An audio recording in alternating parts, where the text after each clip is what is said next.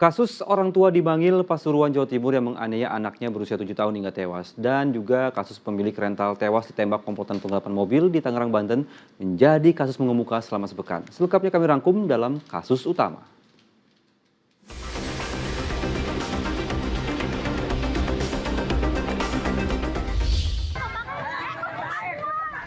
Semarak pergantian tahun diwarnai insiden kebakaran. Si Jago Merah menghanguskan 3 rumah semi permanen di Cilincing, Jakarta Utara. Material bangunan yang mudah terbakar membuat api cepat membesar dan merembet kedua kapal nelayan yang bersandar di aliran Kali Cakung.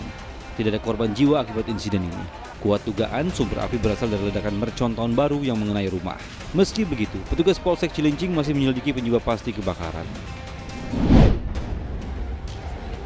Sampai hati, orang tua di Bangli, Pasuruan, Jawa Timur tega menganiaya anaknya yang masih berusia 7 tahun hingga tewas. Ibu dan ayah tirinya itu sempat membawa korban yang mengalami muntah darah ke rumah sakit. Tapi nyawa sang bocah tidak tertolong. Curiga adanya tindak kekerasan, pihak rumah sakit melakukan visum. Hasil menyatakan korban mengalami memar di sekujur tubuh serta luka bakar di pipi dan tangan akibat disundut rokok. Tidak bisa berkelit, orang tua korban berdalih mengenai sang anak lantaran kesal sering dimintai uang. Mereka kini dijerat ancaman hukuman 15 tahun penjara. Tertekan teror pinjaman online, pasangan suami istri mengajak dua anaknya mengakhiri hidup dengan meminum susu bercampur racun. 4 orang satu keluarga ditemukan tergeletak tak sadarkan diri di Kediri, Jawa Timur. Mereka dibawa ke rumah sakit, tapi anak paling kecil berusia 2 tahun tidak terselamatkan. Hasil penyelidikan terungkap, Pak Sutri itu diteror setidaknya 5 penyedia jasa pinjaman online. Mereka juga kerap didatangi penagih utang koperasi dan bank dengan total pinjaman sebesar 20 juta rupiah.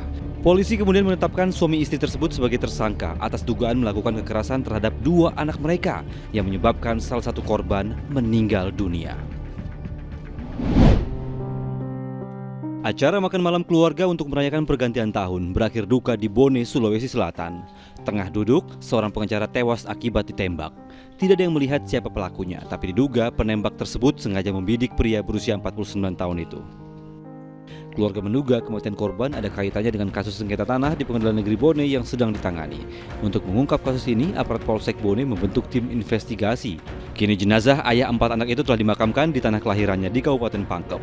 Sementara itu pemeriksaan forensik memastikan peluru yang menewaskan korban berasal dari senapan angin, bukan dari senjata api pabrikan. Guna menguak pelaku penembakan dan motifnya, sejumlah saksi telah diperiksa termasuk istri korban.